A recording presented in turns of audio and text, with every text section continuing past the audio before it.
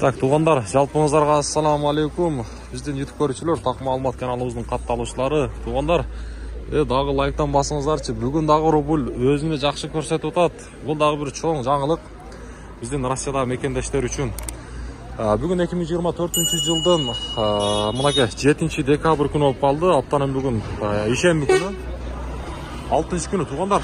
Сааттын жебеси буйруса 12:24. Түшкү курстар.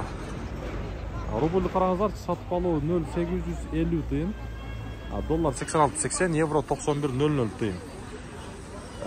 Негизи рубль 5 тыйынга кошулду туғандар. Мына Доскрада банктан 0,855 тыйын. Мен ошол нерсени айтайын дедим да, көтөрүлгөнүнчү. Кече 850 болгон, мынакей бүгүн 855. Доллар 86,65, евро 91,30 тыйын. Так, акча алмаштыруучу жерде дагы рубль 0,855 тыйын. Мынакей көрдүңүздөр, доллар 86,80. Валютчиктер менен банктагы курстар бирдей болгондо, негизи курс көтөрүлүп турат, билесиздерби?